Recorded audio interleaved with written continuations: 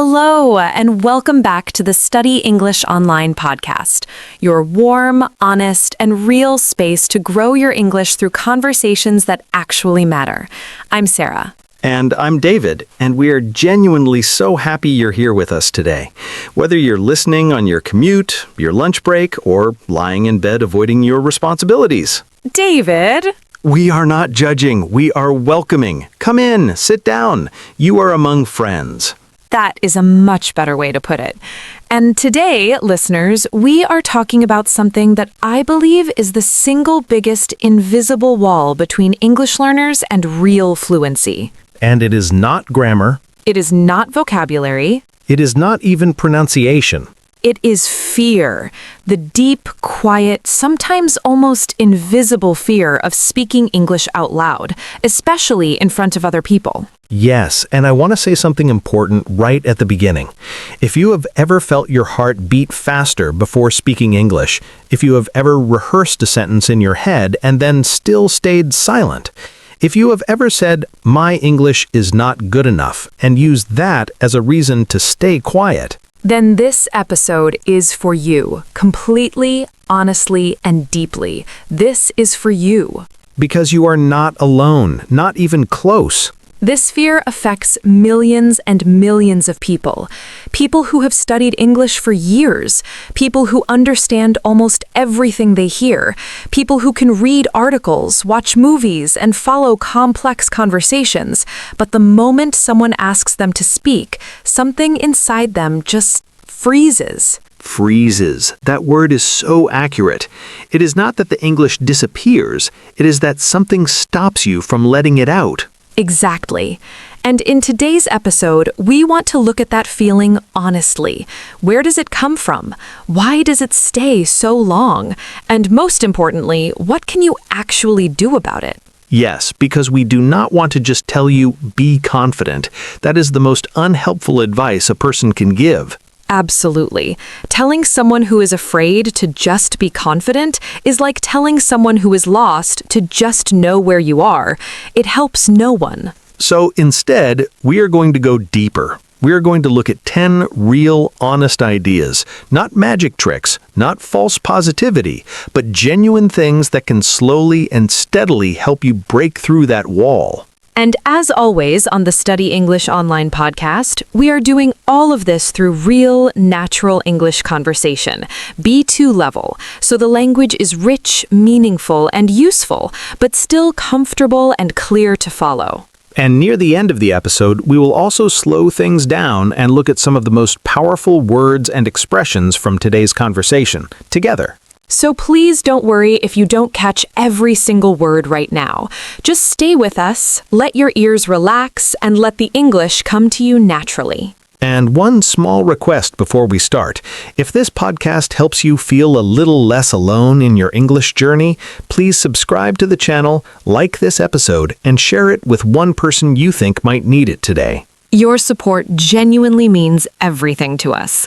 All right, let's begin. Okay, so Sarah, I want to start with a question that might feel a little uncomfortable. I'm ready. Okay, have you ever known the answer to something? Known it clearly, completely, but still stayed quiet because you were not 100% sure your words would come out perfectly? Oh, yes, many times. Me too. And I think that is the heart of this whole conversation. Because the fear of speaking English is almost never about not knowing enough. It is almost always about not wanting to be wrong in front of someone else. Yes, and there's a name for this. Psychologists call it the fear of negative evaluation. It means you're not just afraid of making a mistake, you're afraid of what someone will think of you because of that mistake. Right, and in English specifically, this fear feels even bigger because English is not your first language, so every mistake feels like it carries extra weight, like it says something about you as a person. Exactly. And I think that's the first important thing to understand. The fear is not really about English. The fear is about judgment, about being seen as less intelligent, less educated, less capable, just because your words came out in the wrong order. And that is so unfair, because the reality is the complete opposite. Yes, someone who is speaking a second or third language is demonstrating more cognitive flexibility, more courage, more effort than someone who has only ever used one language their whole life. But the mind does not always see it that way. The mind says, you made a mistake, and then immediately asks, what did they think of you? And that question, what did they think of me, can be absolutely paralyzing. Paralyzing, such a perfect word, because it doesn't just make speaking harder, it can make you completely still, completely silent, even when you have so much to say. So let's talk about how this begins, because I think understanding where the fear comes from is the first step towards loosening its grip. Oh, I love that phrase, loosening its grip. Can we just stop for a second and appreciate that image? Please. Something has a grip on you, a tight, uncomfortable grip, and loosening it means you're not trying to throw it away in one dramatic moment. You're slowly, gently releasing it. Yes, and that's exactly how this feels like. It's not a light switch, it's a slow, patient loosening. Perfect. So, where does the fear come from? For most people, it begins in school. Think about it. In a classroom, when you make a mistake in English, it's visible. Everyone hears it. The teacher corrects you. Sometimes people laugh. Even if they're not being cruel, the moment still stings. Stings, yes. Even small embarrassments sting, and the mind remembers sting very well. It does. And after enough stings, the mind builds a simple rule. Speaking English out loud equals risk of pain. So it starts steering you away from that risk. And the painful irony is that the less you speak, the more that rule gets reinforced. Because you never build the evidence that speaking is actually okay, that mistakes are survivable, that people are often far kinder than you imagined. Right. You never get to discover that most native speakers are genuinely impressed and supportive when they hear someone trying in their language. And instead, you sit in silence and the fear grows bigger in your imagination than it ever would be in real life. That's such a crucial point. Fear loves silence and distance. It grows when you avoid the thing you're afraid of. So, the first idea is simply this. Understand the fear is not a sign that you are bad at English. It is a sign that you care, that you want to be understood, that you want to connect. And that's actually beautiful. Yes, reframe it. The fear is evidence of how much this matters to you, and that's something to respect, not hide from. Reframe, that's our first key word today, actually. To reframe something means to look at it from a completely different angle, to change the way you interpret it. Exactly. Instead of thinking, I'm afraid, so I must not be ready, try reframing it as, I'm afraid because this matters to me, and things that matter are worth doing even when they feel uncomfortable. Beautiful. Okay, second idea, and this one is something I wish someone had told me much earlier. Go on. You are allowed to pause. You are allowed to think. You do not have to fill every second of silence with words. Yes, this one is so important. So many learners feel that if they pause, if they slow down, if they say or let me think, they have failed somehow. But native speakers pause. Native speakers say, and actually wait. Real conversation has breathing room. Real conversation has pauses. And a thoughtful pause is actually a sign of intelligence. It shows that you are taking the conversation seriously, that you are choosing your words with care. Compare that to rushing through sentences nervously and stumbling over every word just to avoid silence, which actually sounds more confident. The pause. Always the pause. So the fifth idea is give yourself permission to slow down, take a breath, think. The conversation will wait. The right words will come. And if they do not come in exactly the form you wanted, that is okay too. Do your best with what you have. The attempt itself has value. The attempt itself has value. I want that on a poster. Let me write that down. Write it on your wall. Okay, sixth idea. And this is one I feel very strongly about. Tell me. Stop measuring your English against native speakers. Please stop it. Oh, yes, this is a trap so many learners fall into. It is one of the most damaging comparisons a learner can make, because a native speaker has had their entire life, from birth, to absorb this language. Every song, every lullaby, every argument, every joke, every bedtime story, all in English, from the very first moment of their existence. And you are comparing your 5 years or 10 years or even 15 years of study to that, to a lifetime of full immersion. And when you come up short in that comparison, which you almost certainly will, you interpret it as failure. But it is not failure. It's just an unfair measuring stick. Right. It would be like comparing someone who has been running for 2 years to someone who has been running their entire life and saying, you're a bad runner. Exactly. So the sixth idea is this: compare yourself to yesterday's version of yourself. That's your real competition. Not a native speaker, not a fluent friend, not some imaginary perfect version of yourself.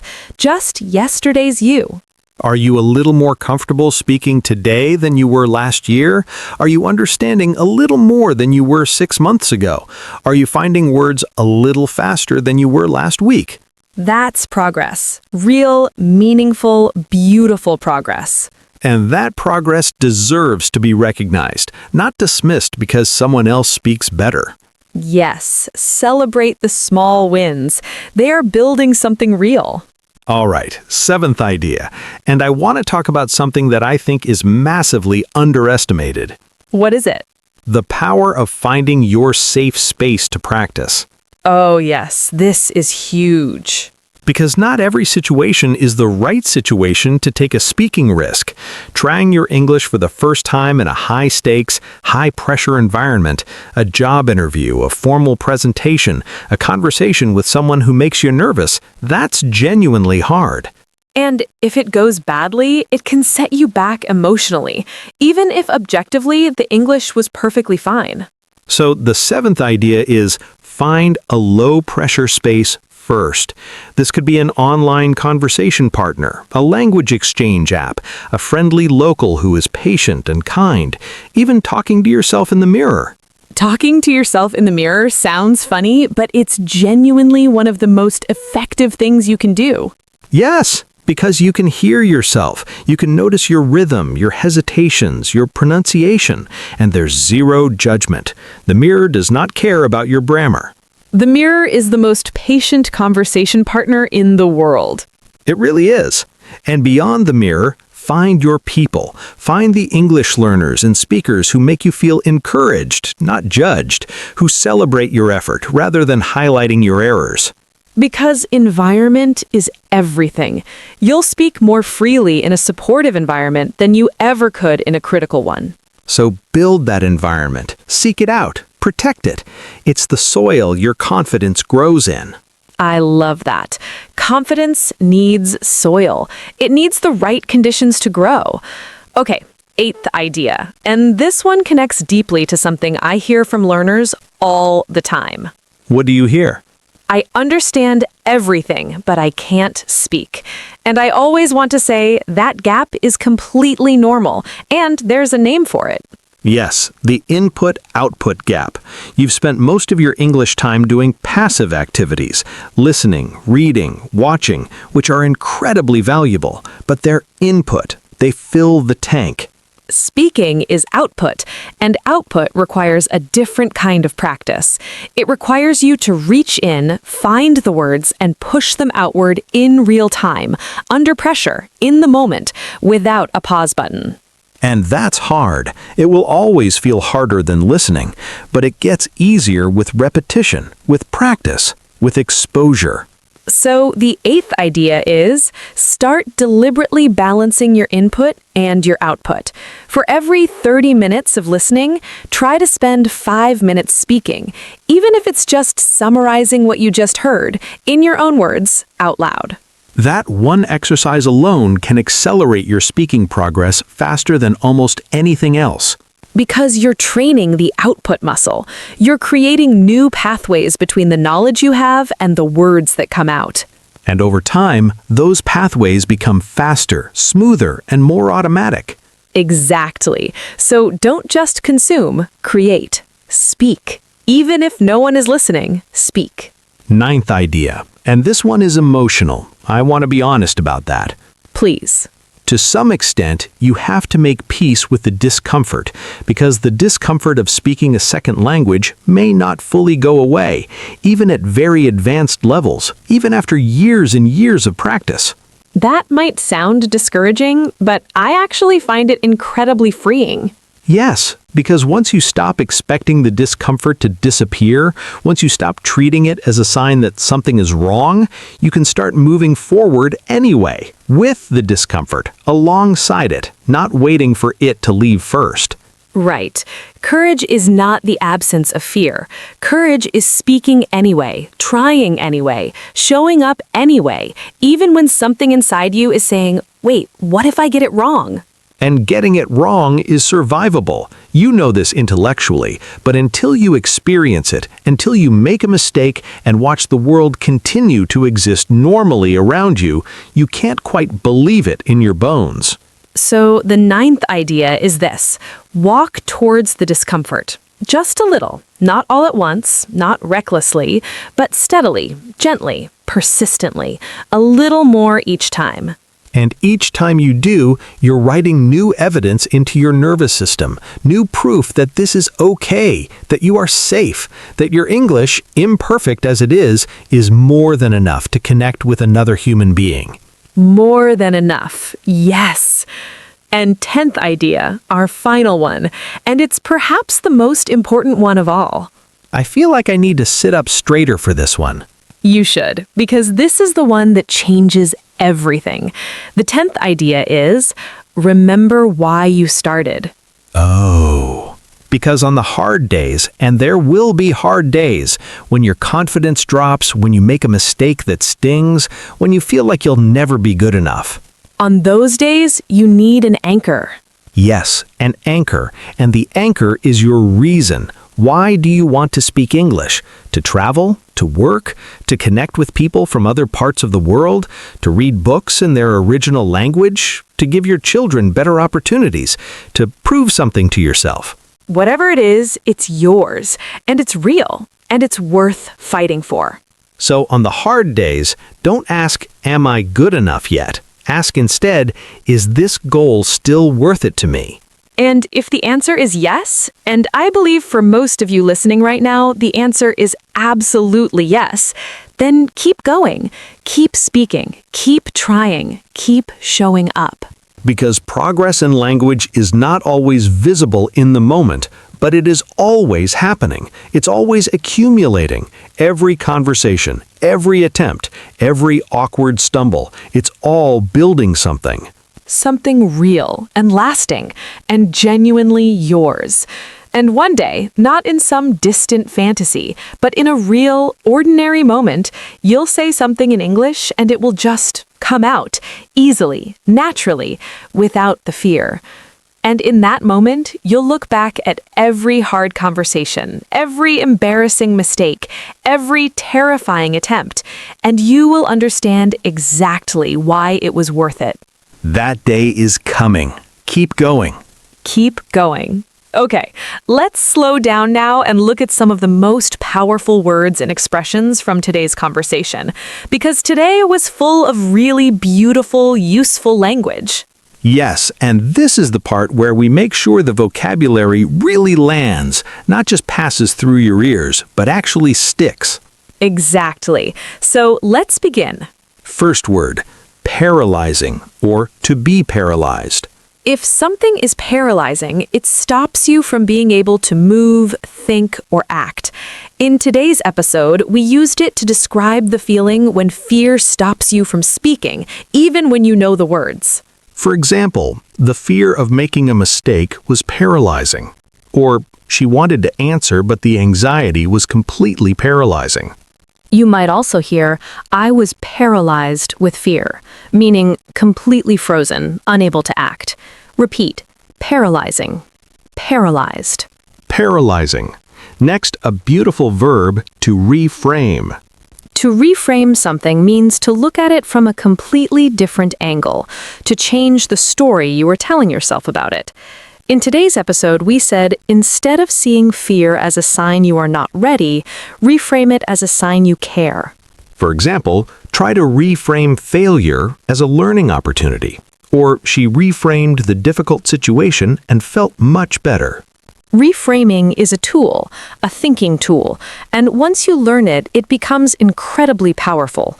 Repeat, reframe. Reframe. Next, a very expressive phrase, to loosen its grip. If something has a grip on you, it is holding you tightly.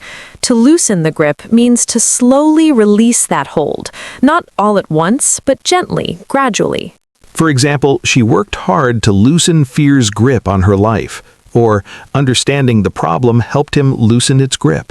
This phrase is beautiful because it gives fear a physical quality. You can almost feel it.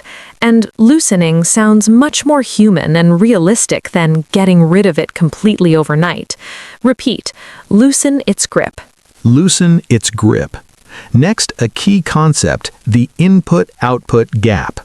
Input is what you take in, listening, reading, watching. Output is what you produce, speaking and writing. The input-output gap describes the common experience of understanding a lot but struggling to produce or speak. For example, many learners have a large input-output gap, or to close the gap, you need to practice output, not just input. This is an incredibly useful concept to know, because once you name the problem, you can start working on it specifically. Repeat, input-output gap. Input-output gap. Next, another expressive phrase, to sting. To sting means to cause a sharp, sudden feeling of pain, often emotional pain. Small embarrassments can sting. A careless comment can sting. Even a small mistake in front of others can sting. For example, his words stung even though he did not mean to be unkind. Or the embarrassment stung, but she kept going. Sting is a really vivid, honest word. It captures that feeling perfectly. Not deep, devastating pain, but a sharp little hurt that lingers for a moment. Repeat, to sting. It stung. Sting. Next, a very practical word, to accelerate. To accelerate means to increase speed, to make something happen faster. In today's episode, we said that practicing output can accelerate your speaking progress. For example, reading widely can accelerate your vocabulary growth, or the right practice accelerates fluency. Accelerate is a powerful professional word. You'll hear it in education, business, and everyday conversation. Repeat, accelerate. Accelerate. Next, a beautiful metaphor, an anchor. An anchor is the heavy metal object that keeps a ship from drifting away in the sea. But in everyday English, we use anchor to describe anything that keeps us stable, grounded, and connected when life feels uncertain. For example, her sense of purpose was an anchor during difficult times. Or, keep your reason close. It will be your anchor on hard days. Having an anchor, a reason, a value, a goal, is one of the most powerful things you can give yourself in any long journey, including learning a language. Repeat, an anchor. An anchor. Next, a very important phrase, to accumulate. To accumulate means to gradually collect or build up over time. Progress accumulates, experience accumulates, confidence accumulates. Even mistakes accumulate, and that's a good thing because each one teaches you something. For example, small daily practice accumulates into real fluency over time, or trust accumulates through small, consistent actions. Accumulate is a word that reminds us that progress is not always visible in the moment, but it is always happening. Repeat, accumulate. Accumulate. Next, a phrase we used several times, to show up. To show up means to be present, to appear, to make the effort, especially when it's difficult or uncomfortable. It's a deeply human phrase that carries a lot of emotional weight. For example, even on hard days, she showed up and kept practicing. Or, showing up consistently is more important than being perfect. To show up for something or for someone means you chose to be there even when it wasn't easy. And in language learning, showing up again and again is everything. Repeat, to show up. To show up. And finally, one of my favorite phrases from today, to be in process. To be in process means to be actively growing, changing, and developing, not finished, not perfect, but moving. It's a phrase that takes the pressure of arrival off your shoulders and reminds you that the journey itself is the point. For example, you don't have to be perfect, you are in process. Or, every learner is in process. The important thing is to keep moving.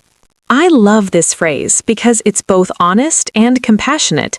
You are not broken. You are not failing. You are in process. And that's exactly where you're supposed to be. Repeat, in process. In process. Those are today's key words and expressions from the Study English Online podcast.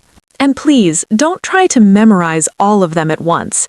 Pick one or two that felt real to you today, that connected with something, and try to use them this week, in a sentence, in a message, in a conversation with yourself. Because that's how words truly become yours, not from a list, not from a flashcard, but from using them in a real, honest moment of your own life. So let's bring today together, because I want to leave you with something you can actually carry with you. Yes, today we talked about 10 honest ideas for breaking through the fear of speaking English, and I want to name them clearly one more time, simply, briefly. Understand that the fear is about judgment, not ability.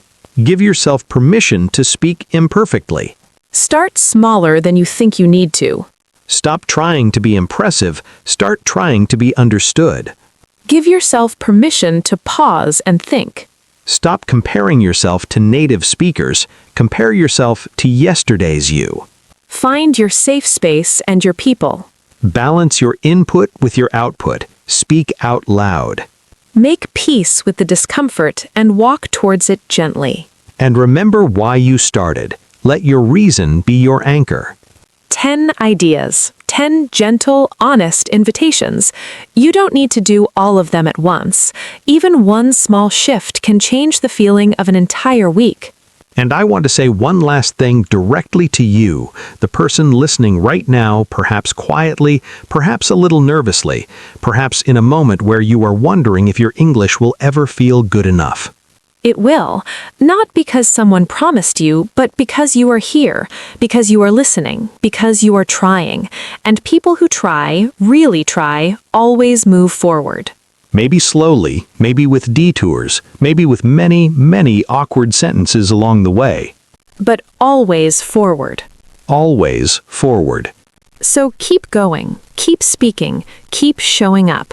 You are in process, and that's exactly where you belong.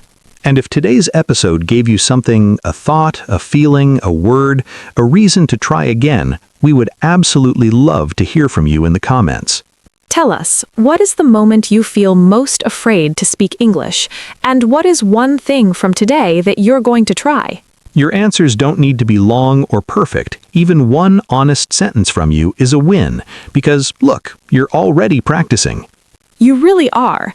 And if today's episode helped you today, please like it, subscribe to Study English Online, and share it with one person in your life who is also on this English journey. Because sometimes the best thing we can do for someone we love is to say, hey, you're not alone in this.